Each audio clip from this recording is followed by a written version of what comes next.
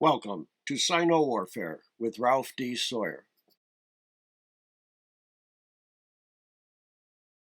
Pre-existing border or frontier walls continue to be reused year after year and dynasty after dynasty, but often only after restoration because they had been hastily constructed, or they were decaying due to harsh environmental conditions. Augmentation was frequent, expansion and lengthening less so, generally consequent to military action that wrested control of additional territory, or essentially eliminated potentially troublesome groups from contiguous areas, usually to the north or the northwest. Despite their obvious formidability, long walls were never cure-all because they couldn't permanently or even completely stop raiders and invaders by themselves, merely retard or deflect them.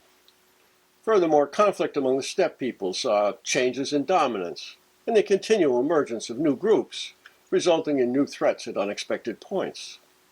But then only the naive hope to entrust the state's fate to walls. Realistic military thinkers always envisioned them functioning as part of a suite of measures, as we discussed. No one ever fenced their entire perimeter, but the passes and the rivers demarking the terrain, together with the land around strategic points, received the greatest attention. Even then, as historical attacks attest, just as walled towns might be considered obstacles that had to be overcome in military campaigns, bases from which power could be projected, simply erecting perimeter fortifications could be deemed provocative, despite having been purely defensive in intent. After all, border walls amount to a definitive assertion of territorial possession, and thus exclusion. Given China's long history of battling aggressive steppe peoples, it's surprising that the early Zhou never deployed static defensive lines, though they did create an early warning system that would hopefully summon an organized response. When the concept of defensive walls gained credence in response to radical changes in the nature of the realm, the earliest walls were created as bulwarks against the other feudal states, and thus they were oriented toward the interior rather than the exterior. Now that's because even though there were state-like entities during the Western Zhou period, there was only one real supra-state, the Zhou itself. However, with the collapse of Zhou authority at the start of the spring and autumn period, the individual polities created at the Zhou's inception became increasingly self-conscious and independent. And with the passage of time, these original Zhou fiefs evolved into distinct states that were governed by their own hierarchies. As previously discussed, they then embarked on a continuous quest to increase the area and the inhabitants under their control by expanding into unpopulated territory and forcefully absorbing their weaker neighbors. By the 4th century BC, well into the aptly named Warring States period, they'd long been attacking, annexing, destroying each other, leaving just a dozen or so survivors from an original 130 or more fiefs, as we can see on this map. Much in contrast to the spring and autumn period, standing armies, and a felt need to constantly defend the marginal areas as well as the strong points against their neighbors, more distant states, and sometimes hostile foreign peoples, became integral to concepts of survival. Being forced to successfully battle enemies on 2 or more fronts pressed them economically and challenged them militarily, and has prompted a search for new solutions. Several thousand years of experience in fortifying cities against aggressors naturally led to contemplating the effectiveness of extended walls. From inception, China's long walls took advantage of every topographical feature that might impede aggressors, especially the rivers, the mountains, and the gorges that define their borders. Nevertheless, building an extended defensive line out on the perimeter still represented an enormous undertaking that required vast amounts of materials, labor, and funds. Even though these early manifestations were never constructed as meticulously as city walls, often they were just mounds of loosely pounded soil rather than solidly compressed earth. They still required many tens of thousands of laborers for the actual work, and more in logistical support. At the same time, due to the rapid military expansion experienced over the preceding centuries. By the Middle Warring States period, armies were no longer composed of an elite aristocratic cadre, but soldiers conscripted from the ordinary populace. Labor levies that seriously interfered with demands of agricultural work, added to the burden of people who barely existed at subsistence level, were also frequently imposed. While most of these early structures lack the Great Wall's historical stature and mythological aspects, they're too important to the concept's emergence and the development of strategic construction techniques to ignore, especially since the earliest manifestations were Herculean undertakings. Constructing a definitive history for them isn't without problems, but it's become possible to describe their courses in considerable detail due to the extensive archaeological work conducted over the past decades. However, a lengthy list of locations would be of little significance to anyone who hasn't spent a lot of time tramping around China, and this sort of information is readily available on the internet. So we'll just employ some simple diagrams to give a sense of their placement. The supposedly semi-barbarian state of Chu apparently initiated the use of interior walls as early as the 7th century BC, with a limited effort that essentially fortified an east-west line lying between the Yangtze and Yellow rivers. It's the upper or straight-line portion of the inverted U, shown here on the rough schematic. It exploited pre-existing levees and advantageous topographical features to create a barrier against the feudal lords, whom they actually wanted to conquer, but also somewhat feared.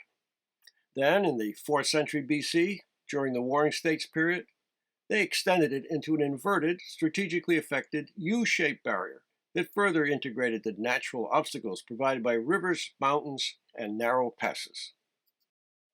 Seemingly because of their long history of conflict with the neighboring state of Lu, slightly to the southwest, but actually to impede incursions that might be mounted by distant Shu. Over the early 4th century, the heritage state of Qi built a substantial wall in Shandong that fronted Lu. It mainly depended upon augmenting riverside levees and probably had a nominal height of about 8 feet.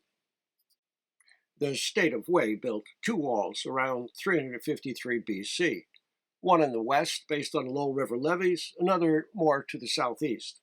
They were reportedly intended to deflect threats from Qin and from Chu.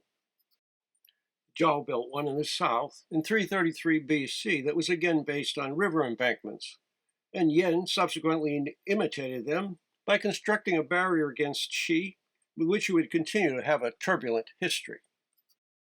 Despite being a minor state, even Zhongshan erected one in 369 BC. Another wall lying between Zheng and Han has also been identified. Although the exact dimensions aren't known, being perhaps 8 to 10 feet high and slightly tapered, these walls weren't more than a fraction of the size of many city walls. Moreover, conscripts quickly built them from minimally tamped earth, either on top of or alongside pre-existing river embankments, resulting in them being far more vulnerable to erosion and the effects of weathering. Apart from having a limited lifespan, enemy troops wielding the simplest tools could easily destroy them, unless of course they're protected by military forces. King Wuling of Zhao seems to have provided the real impetus for constructing externally or outwardly directed walls. A strategically innovative thinker, he was the first to create and deploy the cavalry components sorely needed to combat mounted invaders, despite the disdain of his aristocratic warriors and their reluctance to wear trousers instead of robes, in common with the barbarians. In the absence of stirrups, which didn't become prevalent until the Tang Dynasty, this simple change greatly facilitated horseback riding. After several aggressive campaigns succeeded in displacing the Dong or Eastern Hu in the last part of the 4th century BC, King Zhao Wuling brought the newly acquired northern territory under control by establishing 3 commanderies and building 2 walls, one out into Inner Mongolia that was intended to protect an important trade route, as much as to curb barbarian movement, the other lower down and slightly to the east. Depending upon local availability, both tamped earth and stones were employed, and they reportedly remained effective for 60 years. The northern state of Yen whose borders encompass what is now Beijing, constructed extensive walls, partly from stone, after having successfully fought off external aggressors. Theirs is, in fact, a particularly interesting story, because the mountain Rung had destroyed the state of Yan in the spring and autumn period. However, after Qi revived it, Yan's strong leadership fostered its economic prosperity, attracted immigrants, and sufficiently strengthened the military to defeat several troublesome groups and Donghu components.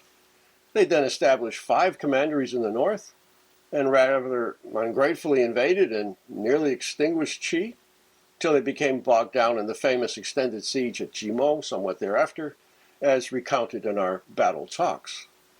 Their walls, which were constructed around 290 BC, supposedly reached 15 to 18 feet in height. Even though the state of Qing, which was ensconced in the original Zhou homeland in the strategically advantageous and bountiful Wei River Valley, it found itself suffering incursions from several nearby groups and the somewhat more distant Xiongnu in the 4th century BC. After conquering a nearby small state and setting up 3 commanderies in the north, they built their first protective wall, which shouldn't be confused with the more famous undertaking, which will be discussed in our next talk, around 300 BC.